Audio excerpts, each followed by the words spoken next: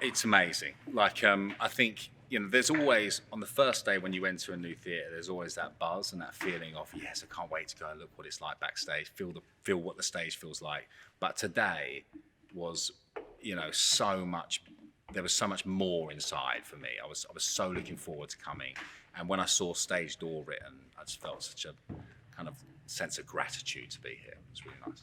For me, I'm usually an audience member. This is my West End debut, so it's nice to just be in a theatre. I've missed it so much as, I was going to say viewer, but that's television. As an audience member, I've missed it. Just the plans you make around it. It's like a full trip. So it's just nice to be back. Absolutely terrifying that I'm actually going to be on the stage. That's different. But I think it's going to be fine. She's good. Got a great voice. She's going to be brilliant. We'll have done the work. Everyone's so excited to be doing the job at all. And this is the first time we've come into the actual building. And it's not quite as it's going to be, but just seeing that, we were all like, it's amazing. And I think we realise how lucky we are. Oh my goodness. Yeah. Pinching myself constantly. And, to be in the show, but of course, during this time, and we know how many people out there are extremely envious, and we are not envious, we are so fortunate to have been given this opportunity. So it is just, and doing something that epitomises Christmas. I was thinking about it, and I was thinking what a Christmas Carol has, if you think of how the story goes, and the story of this man, and how of such an incredible redemption story. It's kind of that story has been told again and again and again through time, coming from this book. It's kind of given you a roadmap of how to write a certain style of story, and people have followed that roadmap a lot. And it all comes back to that book. Because it's such a great story. It's a recognisable story as well, I think. You always know someone that's kind of like Scrooge, that has kind of got lost along the way and thinks about money too much. And there is always the story is like of hope, family, love, Christmas. It puts you in the mood. You come out thinking, oh, it's Christmas soon. I can't wait. It's so Christmassy. But it actually tells a really great story, and it has the moral of the story and what you can learn from it is amazing. And where we are at the moment, when people go out, and what the story says is hope. And that's what people want, and we all want. And there is hope. It will get better.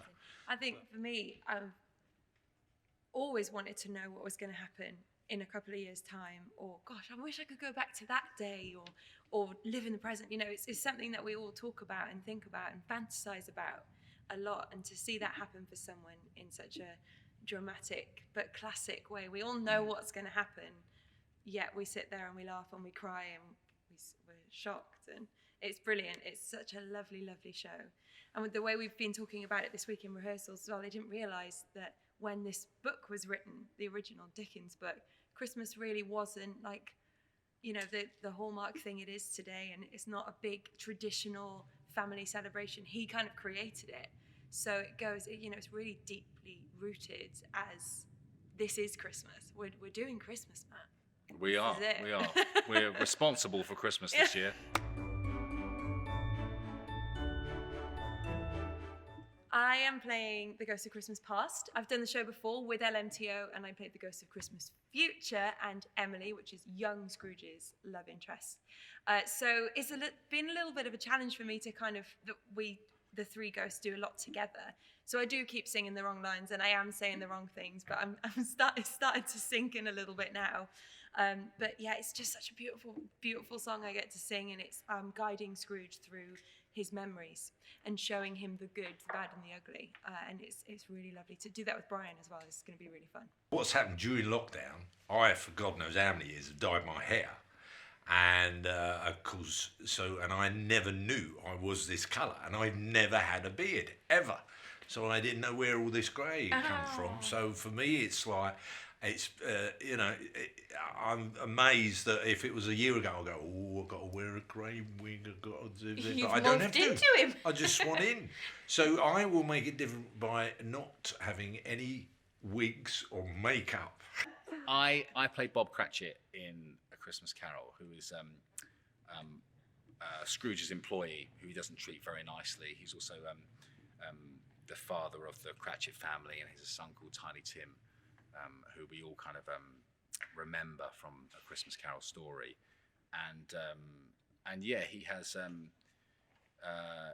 a really interesting path through this story. I love it. I'm really happy to be playing a nice guy, because I tend to have been cast as quite horrible, awful people for a while. So when I got the call, I was like, yeah, amazing. You know, so it's finally my kids will come and see something and not be terrified of me. Oh, cute. Or have them hating you at the beginning. Otherwise, it doesn't go anywhere. So you've got, and then suddenly he does realise the errors of his ways after he's been, have been visited by these three ghosts.